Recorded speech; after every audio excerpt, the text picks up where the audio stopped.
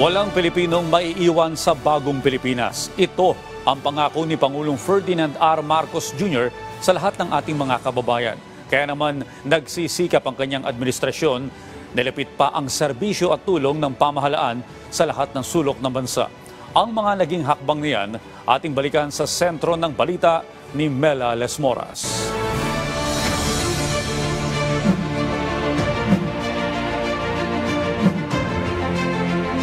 For this year, economic and social services were allocated almost 70% of the national budget. Sa ating pagtahak sa kaunlaran, walang mamamayang Pilipino ang maiiwanan.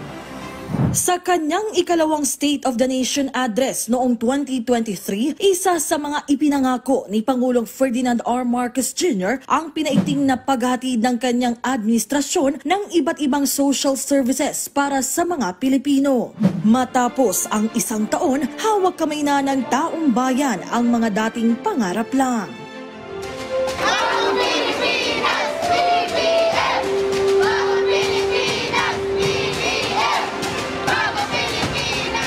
September 2023, pinangunahan ni Pangulong Marcos ang opisyal na paglulunsad ng bagong Pilipinas Serbisyo Fair sa Nabua, Camarines Sur. Ito ang pinakamalaking serbisyo caravan sa kasaysayan ng Pilipinas, tampok ang iba't ibang ayuda, programa at serbisyo ng pamahalaan. Tinipon namin ang iba't ibang ahensya ng pamahalaan upang sama-samang maghatid sa inyo ng mga benepisyong magpapagaan sa inyong mga kalagayan.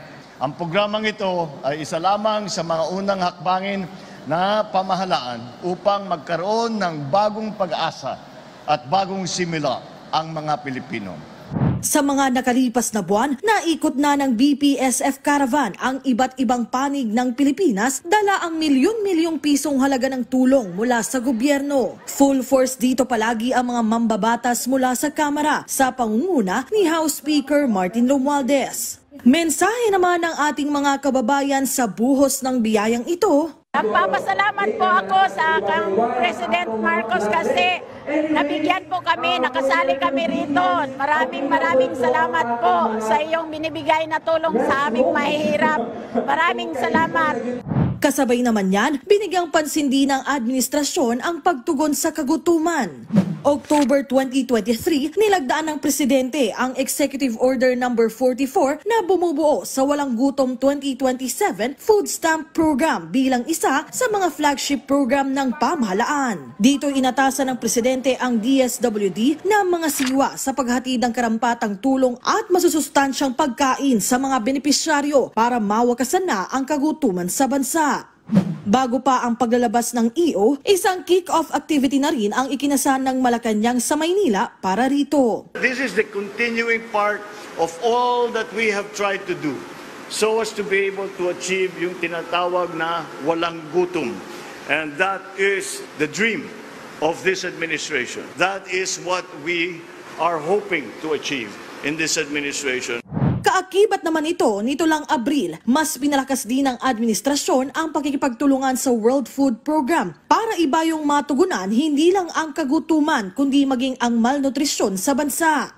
Kasabay ng lahat ng ito, bumuo rin si Pangulong Marcos ng mga bagong batas na naglalayong mapagtibay pa ang pagkalinga ng administrasyon sa mga Pilipino. Tulad ng Republic Act No. 11962 o Trabaho para sa Bayan Act na tumutugon sa unemployment, underemployment at iba pang hamon sa labor market. Republic Act No. 12006 o Free College Entrance Examinations Act para naman sa kapakanan ng mga mag-aaral. At Republic Act 11982 na hatid na may iba't ibang benepisyo para sa mga piling senior citizens sa bansa.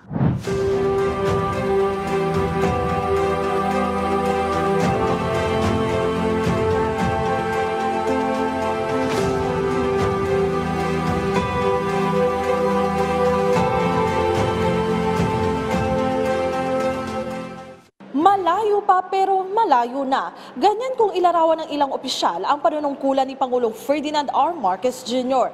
Dito sa Kamara, tinitiyak ng mga kongresista na patuloy nilang susuportahan ang administrasyon sa ngalan ng mas magandang buhay para sa mga Pilipino.